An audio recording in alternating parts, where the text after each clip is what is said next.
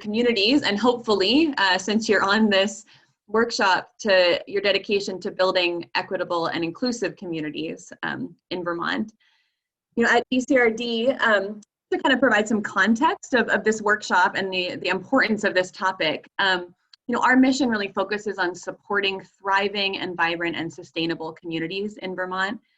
And we recognize that no community can really truly thrive if members of that community are left out, are marginalized, or made to feel unwelcome or unsafe in their own communities. And what we know, what we hear from so many Vermonters that are sharing their experiences and their stories, is that many of our community members across the state are experiencing both explicit and implicit acts of racism and violence, and made to feel unwelcome in their own communities. And, you know, it's just not acceptable in Vermont or anywhere else. So, and then on top of that, we're living in this challenging time that has really brought to light some of the inequities in our health and services systems, and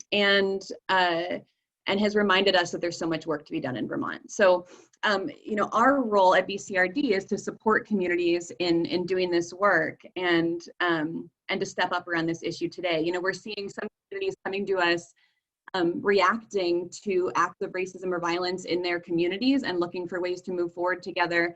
We're seeing some communities that want to take this on in a preventative way and want to get to work today, which is wonderful. And we're also seeing communities thinking into the future about how to build more welcoming communities that will bring new voices in and bring new people into Vermont. And so communities are thinking about this in all kinds of different ways. And it's our role as a Rural Development Council to support those communities in doing that and in getting to work. I also want to recognize that we also, like many of you, are learning and working on this as well. And so we're really excited to bring you this workshop today, both so that we can all learn together, but also so that we can think about the important action that needs to be taken today to move forward collectively in Vermont. Civic and economic engagement of all people in communities, it's only going to make our state stronger and our communities stronger and more resilient and a healthier place to live for everyone. So deeply appreciate your commitment to this work. So here's the goal for today. We are going to do some listening and learning together, but we also want to focus in on action and think about actions that we can take to move forward. The plan for the morning is that we're first going to hear from Xusana Davis, our state's first ever racial equity director, who I'll introduce in a moment. She'll lay some groundwork for the conversation. Then we'll move to Ita Meno from CQ Strategies to share some foundational concepts and to start thinking about strategies to move forward. We'll hear from Lisa Ryan, who is a city councilor in Rutland, to share experience working on the city council in Rutland and addressing and tackling some of these issues there. And then we really want to spend a good chunk of time working collectively together. So we're going to break out into breakout groups that will be facilitated by those folks on your screen that you see named as facilitator. They'll help walk through a couple of questions, both to dive into the issue and think about the reasons that you wanted to join this conversation and why this work is important to you, but then also to brainstorm some strategies that can be taken in your work or in your community to start to take action. So that's the plan for the morning. I want to first introduce Xusana Davis, our state's first racial equity director. I will say this has been a tough time, but there's some things in the last few months that I'm really grateful for, and one of those has been the opportunity to work with Xusana on the governor's action team, looking at local solutions and community action. And I've really got to see firsthand the expertise and leadership and vision that she brings to this role. And it is just more critical now than ever for our state to be moving forward. And her work has made an impact already, and I know will continue to. And I don't want to turn it over to her without saying she's recently been recognized as by the Vermont Business Magazine as one of Vermont's rising stars in Vermont. Congratulations, Xusana, and I'll turn it over to you. Thank you, Jenna. Thank you. That's very kind. Buenos dias, everybody.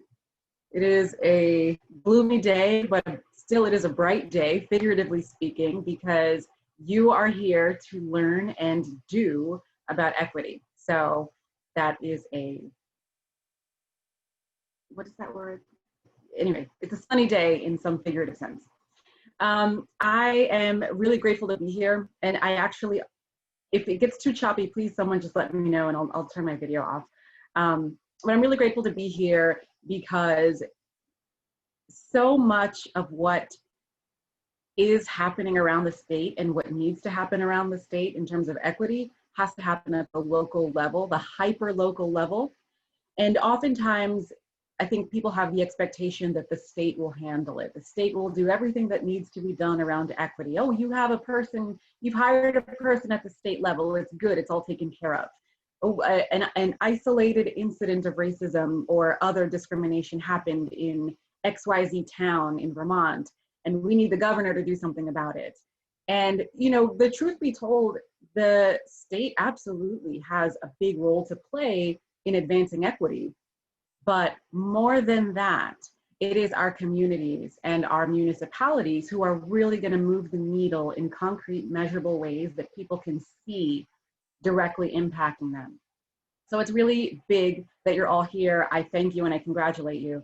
And I want to start by just talking about a tool that we put together as part of the Economic Mitigation and Recovery Task Force that I hope will be of use to you all. It is a tool that was created more like a guide for municipalities.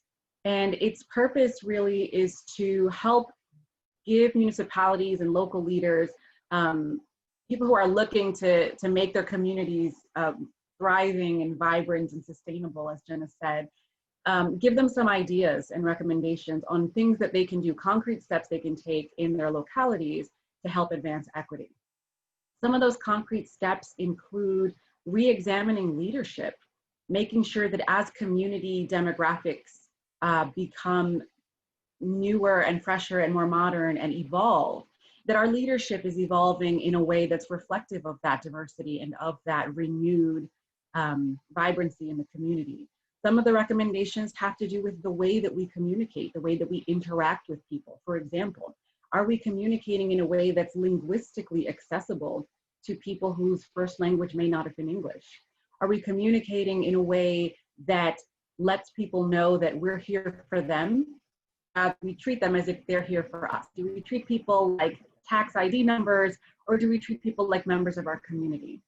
These are all of the signals and messages that let people know whether they are welcome in or part of a community. I'm gonna say something, I don't like saying it in recorded meetings because one day I know someone's gonna be really mad about it and dig it up and haunt me with it. It's hard to hear, but I'm gonna say it because it is true. Vermont needs outsiders more than outsiders need Vermont. Now that's a really difficult thing to say because I know that we have this intense state pride and town pride around the state. But the fact is, our state, as wonderful and beautiful and charming as it is, we've got a bit of a crisis on our hands. As the governor says, it's a demographics crisis. We are the second oldest state in the country, and we are the second whitest state in the country. But you know, those two data points themselves don't tell the whole story, because when you break that down by racial group, what you find is that while white Vermonters and Indigenous Vermonters have median ages in the mid and late 40s respectively, all other Vermonters of color have median ages in the 20s. So what that tells us is that it's actually people of color who are keeping Vermont young. And median ages in the 20s, that tells us that these are folks who are the next generation of local leaders, the next generation of people entering the workforce who have just recently graduated from school. These are the next generation of young parents who are going to be enrolling their children in local schools and daycares, right? So when we think about making things more equitable, it's so important that we recognize the intersection between ethnicity and generation. And the fact that if we're preparing a more multicultural future for our state and for our towns, then necessarily we've got to be targeting younger folks, because that's really how we're going to move the needle, and vice versa. If we want to say that we want to target more young people and get more young people to stay in the state after they graduate, and that we want to do well for our youth and young adults, we've got to make sure that we're doing so in a way that is multicultural friendly, because that's who our demographic is. And it's exciting, right? I mean, we're talking about big social change, and that doesn't have to hurt, that doesn't have to be scary, because the gains that are realized when you have more diversity and inclusion in a community, I mean, there's just reams and reams of data that show us all of the myriad ways in which communities benefit when you have more inclusion. So, you know, we talk about diversifying and we talk about equity, and I think a lot of times people feel like this work has to hurt. It has to be somber, it has to be serious, we can't be joyous about it. Advancing equity is a great thing. We're allowed to smile about it. But we also have to acknowledge some really hard truths. We have to confront some really hard realities. And so I want you to take the work seriously and acknowledge when bad things are bad. And I want you to be really jazzed up about the possibility of what we can do that's better. So for all of those reasons, I thank John for putting it in the chat. That's the Municipal Engagement Guide link. Please do check that out. There are a lot of links in it, a lot of contact information, and not just review it, share it among your communities, push it in your communities, and report back and let us know that you're doing something from it. This is really helpful because a lot of times towns in the state will contact me and they'll say, well, we're thinking about doing this, or we're thinking about creating a diversity committee, and they think they're going it alone, and they don't realize that there are other towns simultaneously trying to do this work as well, and they can lean on each other and learn from each other. So by all means, please do let us know that you're doing this work. Let each other know that you're doing this work, because there's a lot that you can borrow from your neighbor towns that could be useful. So I'll stop there, and again, thank you all for being here and for coming with sleeves rolled up and with eyes open, ready to do the work. Great. Thanks so much. And thank you for your work on that guide. I really would encourage folks on the call to dig into that guide a little bit and take a look at the actions that it recommends. It's a really unique resource in terms of walking through some very practical strategies that municipalities and other community leaders can take. So I'd encourage you to take a look. So let's move on. We have Ita Meno with us. They are a founding member of CQ Strategies, which is a Vermont-based training collective committed to justice, equity, cultural proficiency, and social justice work, working with many local and regional organizations, and really appreciate you taking the time to be with us, Ita. I'm so glad to be here. Hi, everybody. That was beautiful. I don't know what it means to be following up after Xusana, but that was just absolutely inspiring. I hope that the information that I can provide y'all with today will help put you in a good direction. And if you've already started this work, let you know whether or not you're moving in the best possible direction. So I did bring some slides for you. And before I dig into introducing myself a little bit, I wanted to do a land acknowledgement. As an Indigenous Islander myself, it's really important to stay connected to the land. So this is the land acknowledgement I wrote for us today. We acknowledge that the land we are on is the original homelands of the Abenaki and Mohican nations. I'm in Burlington.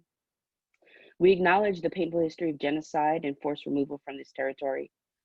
We honor the many Indigenous peoples still connected to this land today, and we honor the future relationships ourselves and our organizations have with the Indigenous peoples and the land.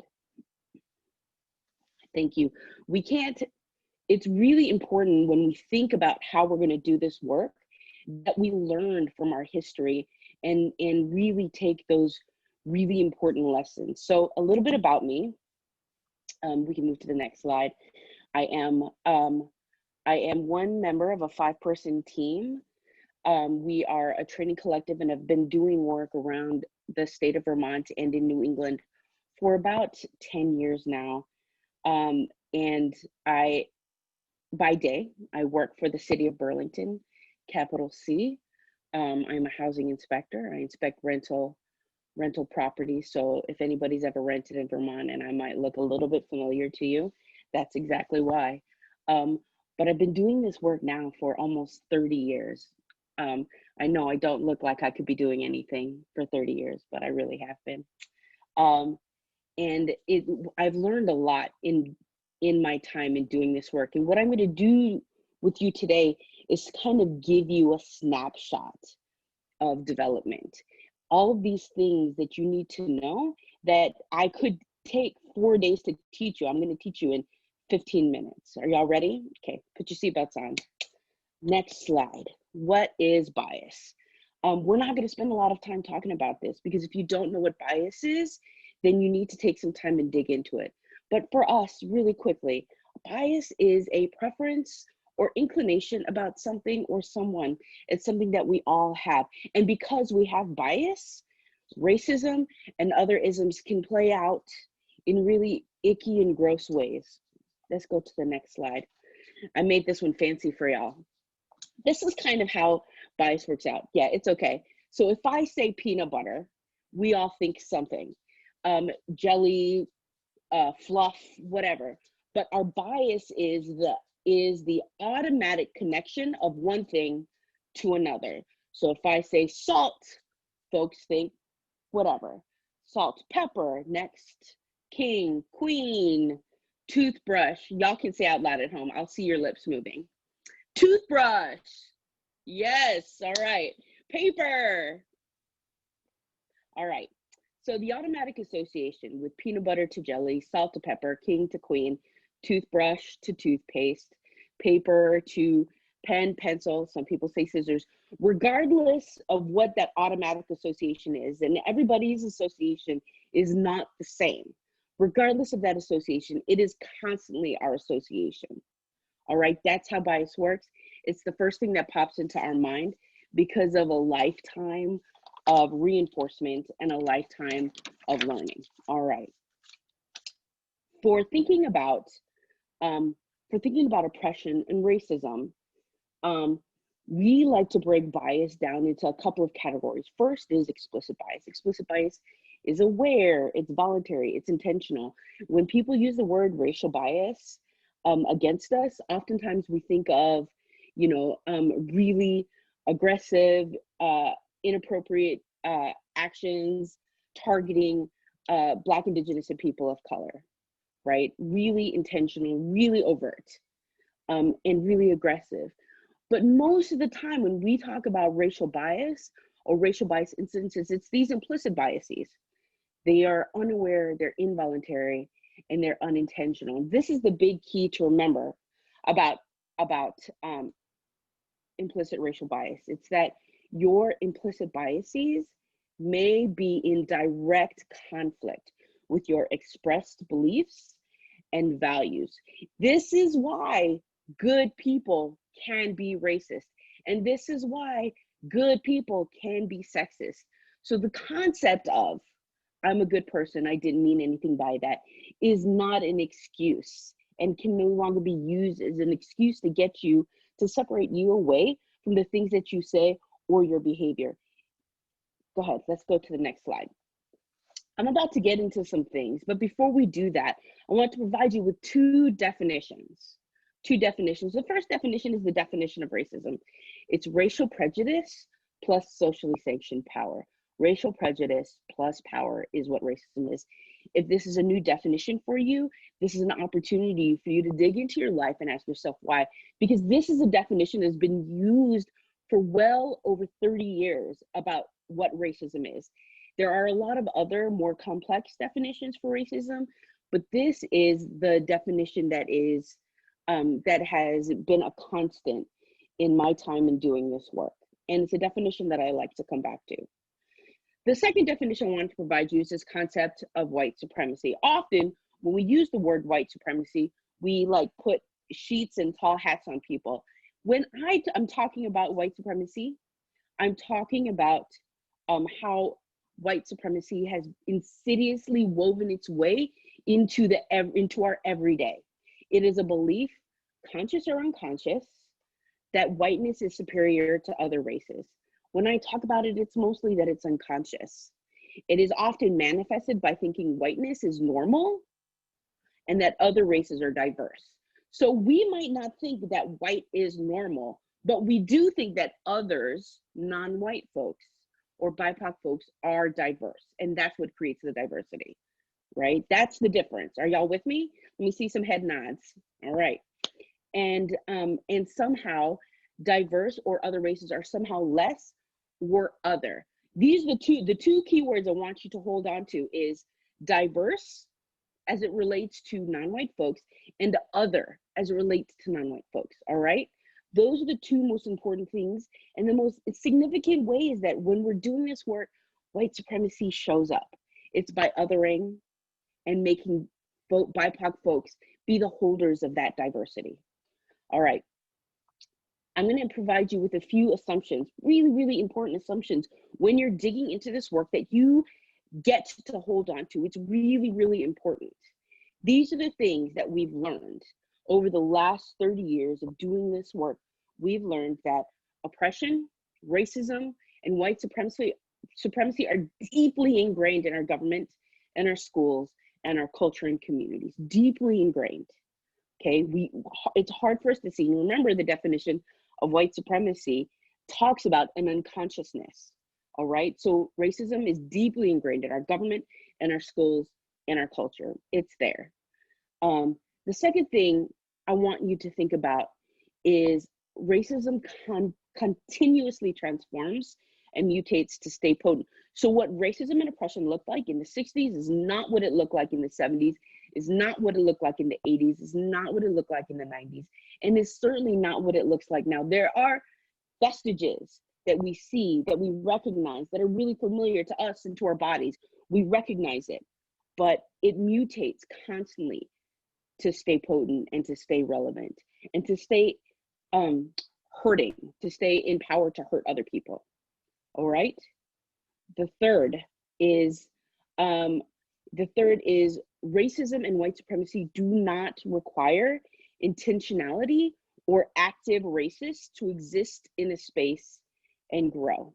Racism does not require intentional behavior to exist in a space. You remember when I was talking about implicit bias and implicit racial bias, that sometimes those might be in direct conflict with our expressed beliefs. This is one of those instances where it doesn't require intentionality to exist and to grow. Okay. I think I saw somebody in the chat ask for an example of from the first slide that happened in my life as a housing inspector. Is I had the police. I've had the police called on me multiple times, and at one point I had somebody chase me out of an apartment building because I'm not white. They chased me out and they called me some icky words, which aren't actually important to this conversation. And then next time I had to come back with a supervisor and a police officer. The assumption there from them was the lack of belief that I, a brown person, could hold a position of power that tells them what they have to do in order to maintain their building. Our next assumptions are colorblindness upholds and strengthens racism.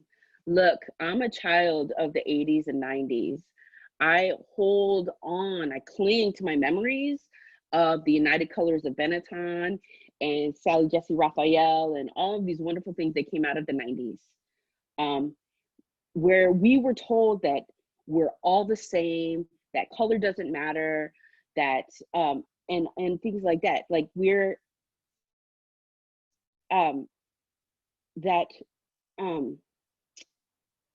but what we learned since the 90s and in late 80s is that color blindness,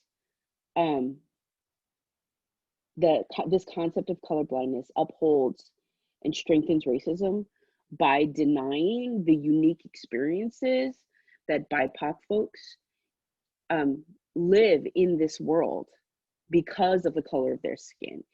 It denies our experiences and it allows people to not believe our stories that are based on the color of our skin, right? So color blindness upholds and strengthens racism. Our next assumption is that racism and white supremacy exist even when people of color aren't in a space, all right? So Vermont, this is for us, right? Racism and white supremacy don't have to have BIPOC folks there in order for it to exist. It exists already.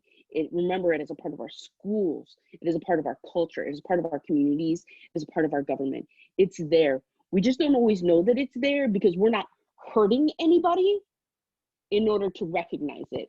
The inherent problem in having somebody there to hurt in order to notice and recognize white supremacy is that you're actually squashing human beings in order to identify it and to believe that it exists. So our opportunity is to remember and to consider how to combat and interrogate racism and white supremacy, even though people of color aren't a part of that space.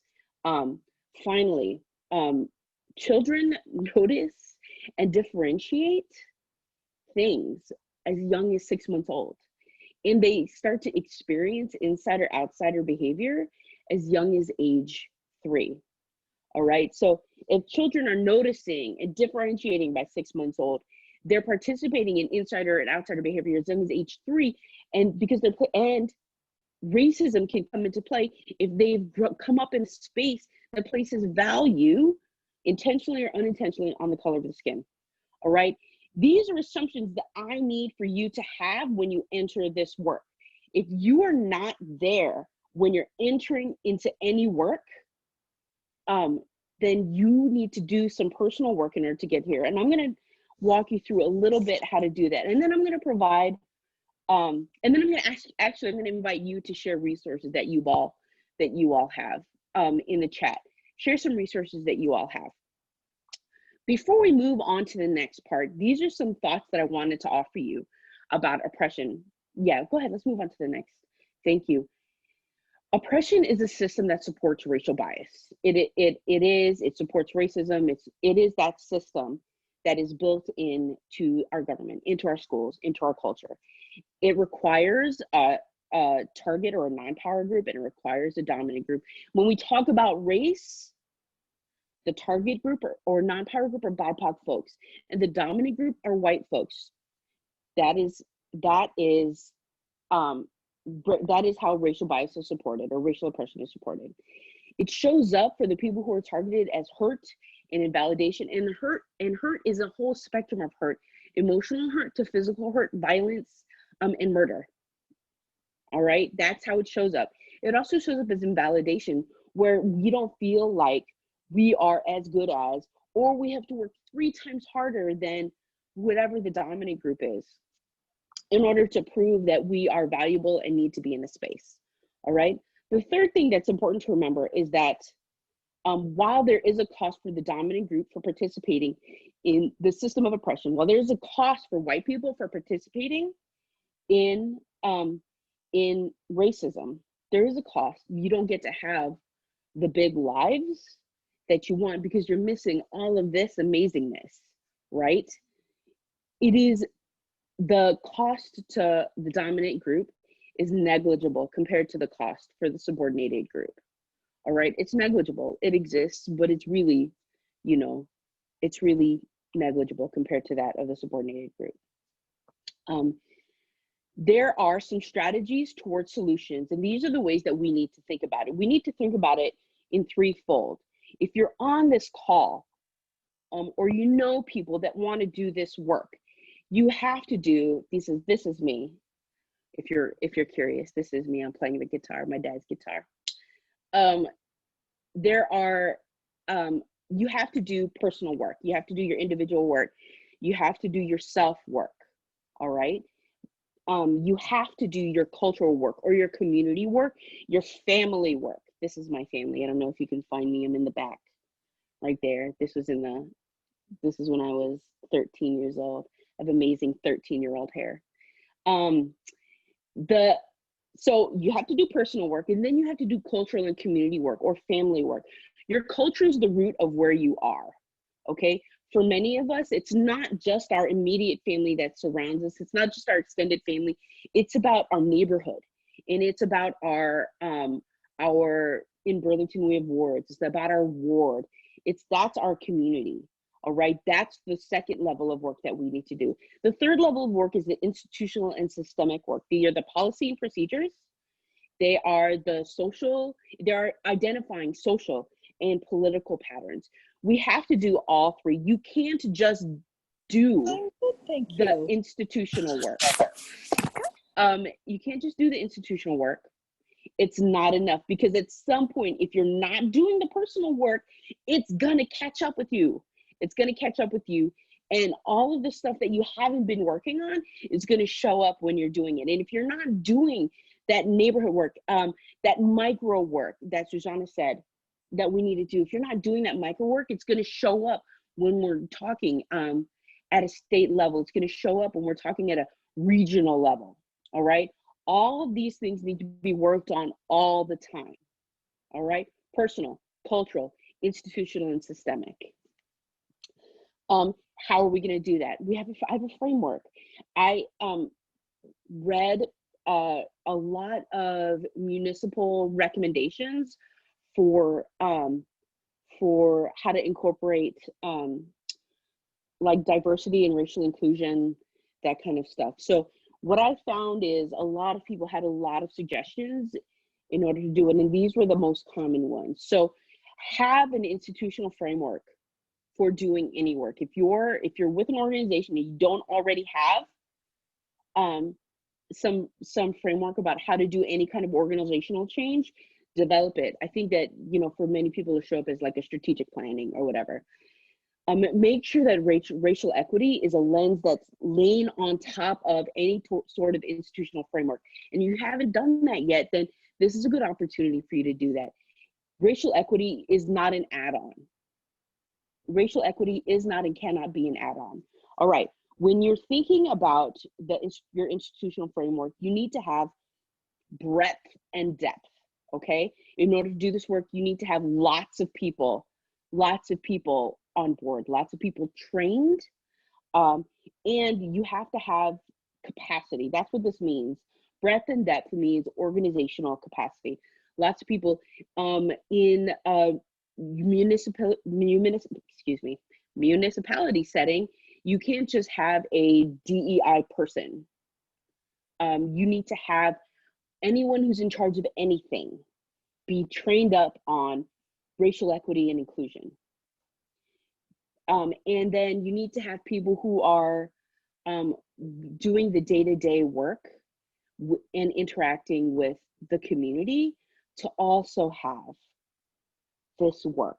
Your volunteers, your commissioners, you have to have breadth and depth, all right? Everybody needs to know, and everybody needs to be on board with this work, or at least know that leadership or the organization is a priority, okay? It needs to be data driven, okay? It needs to be, data makes facts out of the stories. Data makes facts out of stories, okay? It also creates measurable accountability, which we need in order to do this work thoughtfully, honestly, and well. All right. The fourth thing is we need to be partners with the community. And in order to be a partner or to be in partnership, we need to listen. You need to listen to believe. Listen to believe. So if somebody says something to us, our immediate response can't any longer be, no, I don't believe that, or they didn't mean that. Those cannot be our responses. Our responses can be, oh, wow. Or I hear that. Thank you so much for sharing. Mutual aid is also an opportunity. And I actually think that mutual aid showed up in the report that was referred to earlier.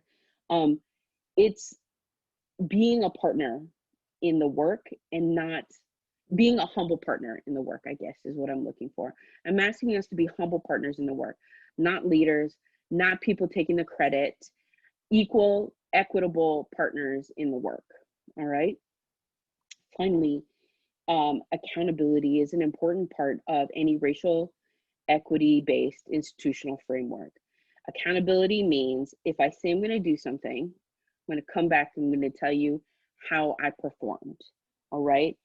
Prioritizing accountability keeps an action plan up front, and it holds the BIPOC community at the center of racial equity work, rather than whiteness or white folks at the center. All right, accountability is absolutely essential in order to do any sort of racial bias, racial equity, and inclusion work. Lastly, how are we going to be able to hold this lens for our practice? Well, I have a few suggestions. Let's move to the next slide. We need this lens, these values, in order to hold the entire community. All right, we need to ask ourselves as we're doing this work, before we do this work, and all along the way, do our existing values and practices encourage support? Do they do that? Are those part of our values? Do the people that we're working with understand that this is our value? Do existing values and practices encourage accountability? Accountability is so important because how many times have we been told, I'm going to do something, and then we didn't do it? Or somebody told us, I'm going to do something, and then it wasn't done. Accountability is really important, and it should be a value of your work. Especially, we're digging into people's lives and safety here, all right? Do our existing values and practices encourage accountability? Do existing values and practices encourage personal and professional safety? Do they encourage personal and professional safety? Are we doing this work in a way that makes space safe for BIPOC folks? Or am I going to go into work tomorrow and I'm going to have people saying, is this true? Did this happen to you? That's not cool. That takes stories out of context, and it doesn't create a level of professional safety. I also want to say that when we're thinking about personal and professional safety, it is really different than comfort. Safety is not comfort. We might not want to talk about some things, but that's really different. White people might not want to talk about ways that we as individuals or the system that we've engaged in has perpetuated racism. We might not want to. It might make us really uncomfortable, but it won't make us unsafe. It's gonna feel unsafe, but it's not going to be unsafe. That's why it's really important that we really think about these values and practices. All right. The fourth really important value that we need to bring is asking ourselves, do our existing values and practices allow for self-determination? Does it allow for self-determination? Or do we say, I'm going to give this community $30,000, but I'm going to give this person, one person, the responsibility, if you will, for doling out these resources, rather than allowing the community to figure that out? What are you doing in order to create space for self-determination? Finally, do your values and practices actively resist oppression? Do your values and practices actively resist racism? These are the questions that you get to ask yourself when you're working on all the things that I presented earlier today. Remember, personal, cultural, and community, and institutional and systemic, all these things need to get worked on at the same time. Let's go on to the last slide. It's so important because systemic abuse, oppression, and racism divides us. It isolates us. And this liberation, this concept of liberation, where we get to live big, big lives that many of us have heard about, cannot be reached alone. But this racism divides us, all right? Oppressive roles, racism is learned and imposed. This is our opportunity to really center marginalized identities. It is a way for us to center and value BIPOC folks when we're thinking about racism. We need to work on how we've been hurt and how we hurt others and how we hurt ourselves so we can support each other's freedom and liberation. We get to study and promote a true and honest history, right? What is missing from schools? What is missing from our own histories? Study and promote a true and honest history. And what does that mean? What does it mean, right? And then trust ourselves and each other to be powerful. My name is Ita. Thank you so much for having me. I really appreciate it. I know that there's plans for what we're going to do next, and I'm really excited to hear what Lisa Ryan has to say about her work down in Rutland. But thank you all so much. Thank you so much, Ita. I know I was seeing a lot of comments in the chat. I think that was incredibly useful to many on the call. I really want to move on to Lisa too. I just had one quick question for you, just because this came up a couple times in the chat. Do you know if there are examples out there of those kind of the institutional frameworks that you described, results of planning that organizations have done? There are a lot. But I'm super reticent to like offer some suggestions because every community needs something different, and all of our communities know what our communities need. Yeah. But what I can do is I can provide y'all with a couple of reports that I read, and the link that Xusana provided us or talked about earlier, and John, I think, dropped into the chat, is a really, really good place to start. I also believe that, and John, correct me if I'm wrong, y'all can provide a couple of follow-up documents for folks to read. And those two documents contain very similar information to other reports that I read in order to kind of put this presentation together. So those are really important. But I also think that y'all should I think y'all should read other things, and not just it's really important to understand like the tools. It's really important to have tools, but we also have to build empathy while we're doing it. So, you know, so read and watch, you know, other really amazing things like that are rooted in a true and honest history and analysis of our community. Something like Beyonce's Homecoming it's not fiction, but it's also not a documentary, but it has an amazing analysis of black history in 2 hours worth of Beyonce music. I mean, you can't go wrong in that. So watch things like that. I think that it's important to watch documentaries. I just want to encourage us to recognize that we don't need to be voyeurs of pain in order to honor that racism exists. Like if you're in this room, I'm assuming that you know and acknowledge that racism exists. So start there, right? Start there rather than like being voyeurs of this pain. We acknowledge that pain exists. We acknowledge that people have been murdered and continue to be in 2020. What does that mean? What can I do now? How do I move forward with this information? Is that helpful? It is, yeah. I mean, it's what you're saying. And I think an important message there is it's not just about the outcome of the framework, it's about doing the work and it's about getting to the point of the outcome and just information. Thank you so much. And I know I recognize that cramming all of that into a 15-minute presentation is a difficult ask. So appreciate that. And let's move on to hear from Lisa. Lisa's a member of the Board of Aldermen in the city of Rutland, also works with the Bennington County Community Justice Center, and we are proud that she's a VCRD board member as well, and really appreciate you coming on, Lisa, to share your experience in Rutland. Thank you, Jenna. Can everyone hear me? Okay. I just want to make a small correction because it gets confusing, but I'm the director of the Rutland County Community Justice Center, and that's part of Brock Community Action, which is Bennington Rutland Opportunities Council, just to clarify. So thank you so much for having me. I have some big shoes to fill following Xusana and Ita, what both wonderful presentations, and a couple of things that I just want to recap that and echo that both Ita and Xusana talked about, where, you know, what racism really is and what that means. And it really is power plus prejudice equals racism.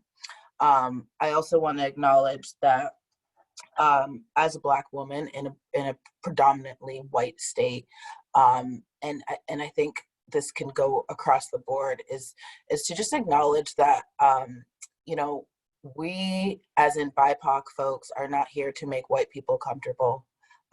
That's like straight up how it is. Like, I'm here to talk about my experience, and everybody should feel uncomfortable, every single one of you, including myself. And I am a little bit uncomfortable because I'm speaking about things that have been harmful to me in my experience. But I want to start off in saying, you know, I grew up in Rutland. I've lived here my entire life. So, you know, when people ask me where I'm from, time after time after time again, and I say Rutland, and it usually follows with, really? Or no, but really, where are you from? Things like that. So yes, just believe me, I'm from Rutland. I've lived here my whole life. I went to college in Philadelphia, and then I moved back home. And now I own a house in Rutland with my husband and serve on the Rutland City Board of Aldermen. I ran for the Board of Aldermen in 2017. There were 17 people vying for 6 seats. So I was super just excited to have, you know, gotten on the ballot. Not only that, but also to have won a seat. I was up for re-election in 2019. I ran again and was very, very grateful to have gotten the top vote getter. And I say that because it is purely a reflection of the work that I put into wanting to be a voice, in a minority voice, right, on the Rutland City Council. And my experience in this leadership has been, how do I say this, shitty, but also a lot of things that I have learned about myself and others and about community has really been eye-opening. And that's like where I realized the work that needs to be done. And not only here in Rutland, but across the board.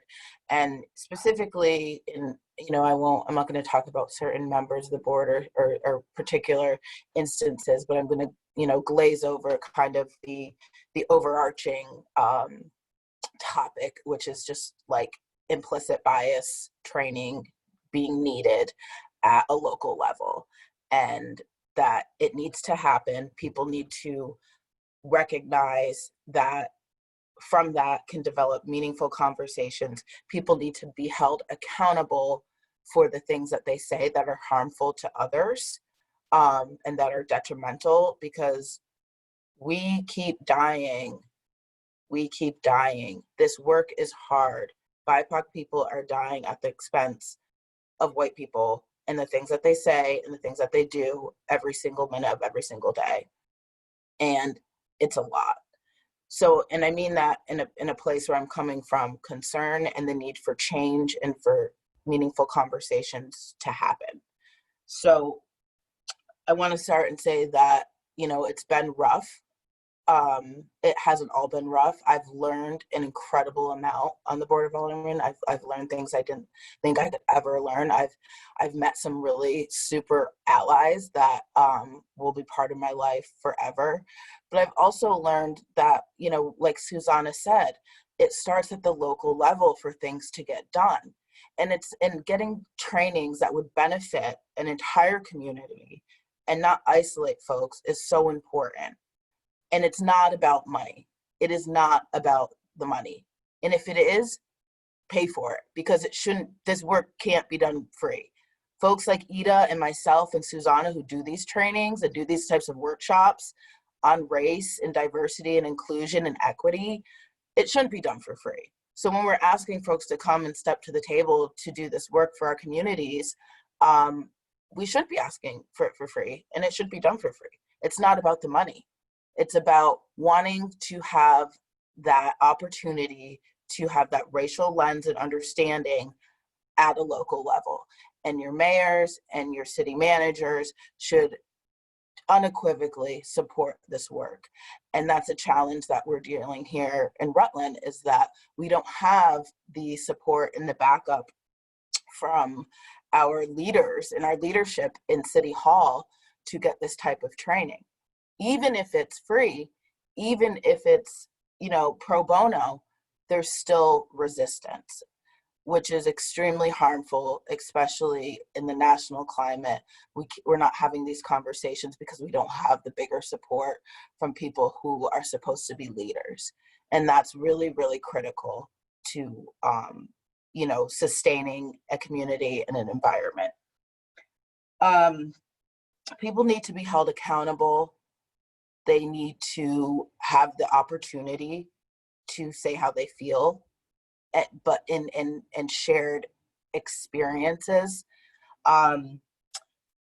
People need to have the willingness to learn and open minds. And I think that all can be created by just creating, you know, that basic level of understanding. Even like something that Ita just presented would be so meaningful for community members, so meaningful. And that's a lot of work done in, like, you know, Jenna said, 15 minutes. And just think about how much, if we did a 2-day training, how much value that could be for the folks who are receiving that training. But we really need people to be open. So I would encourage you to go to your town managers and your mayors. And if you're not already doing this work and it's not already being done, ask for mandatory training for all city employees. Ask for it. Tell them you need it. People need to understand how others live. We all need to get together and unite, because a lot of things are going to change regardless on November 3rd. But race and equity are always at the base. That's always the base of the foundation that needs to change from this bottom up, top down type of processing and things that happen. I know I don't have much time. Jenna, if you want to give me a time check real quick, and I can wrap up if that's where we are. I might need John's help. Maybe just a couple more minutes, John? Good, okay, a couple more minutes. Great. Let's see. The other thing I want to mention is that just when I talk about us, I'm talking about BIPOC folks. Believe us when we say things have happened, and listen to us. And we say that there has been trauma and things are occurring, things are happening. Please just believe us, and don't make us defend ourselves and explain ourselves and plead with you. Because again, that's just going through that cycle of harm, and that's continuing. I want to express to you all that, you know, I'm being very blunt and direct in the way that I'm saying these things, and it's because it comes from a place of frustration with my own local community, and exhaustion, to be quite honest, and health issues, all related to what's been happening here in Rutland. So pay attention what's going on to your own community, so there's not others like Ita and like myself who are trying to fight for what's right and really what we deserve. And I want to give a shout out to Burlington. I was up in Burlington yesterday for a shopping day with a girlfriend of mine. And let me tell you, Burlington is way ahead of the game, and they are doing a lot of things right. And I'm particularly talking about walking down Church Street and seeing in almost every single business window a Black Lives Matter sign or a LGBTQIA+ sign, or something that says all are welcome here.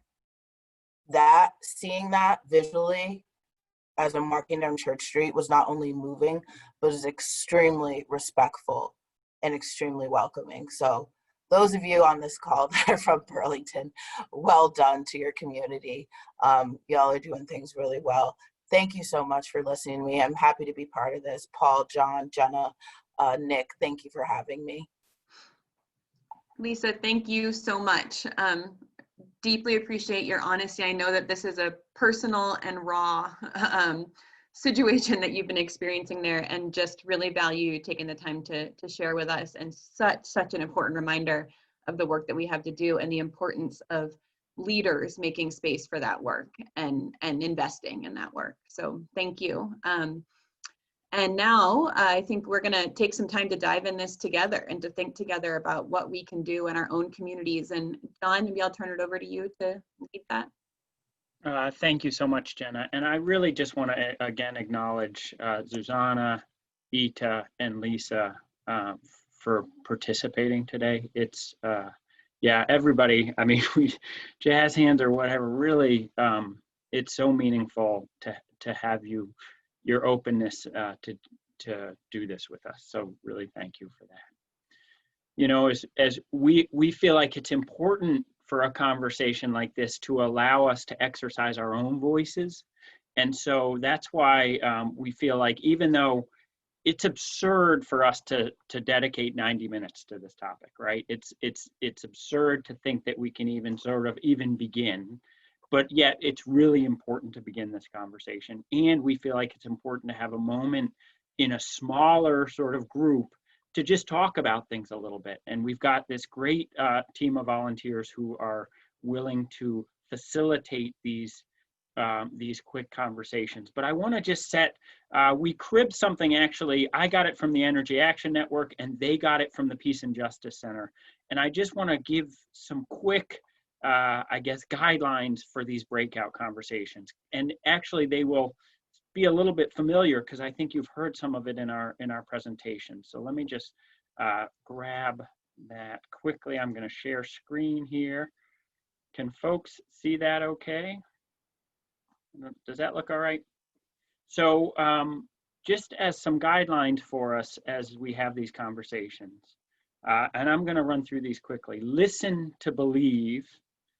You may hear some things that are different and contrary to what you've heard before. We encourage you to listen with an open heart and an open mind.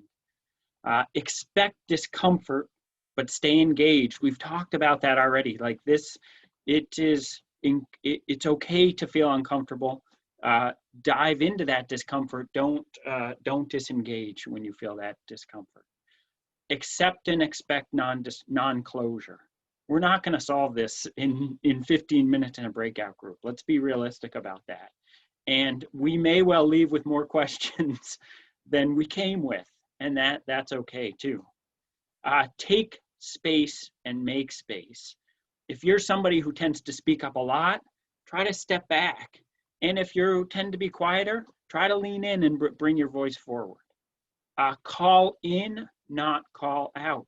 If someone says something you find harmful or hurtful, feel free to call attention to it, but do it in a way that encourages learning for everyone. Try to avoid shaming when possible.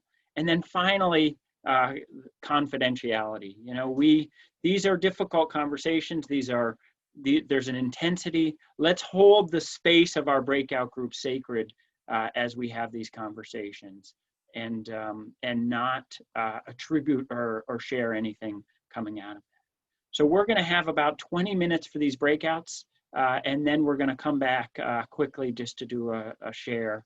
And Margaret on our team has the magic button, I think, to send us into our breakout. So again, thank you to our presenters so much for getting us started on this journey. So thanks. Margaret, I think we're good.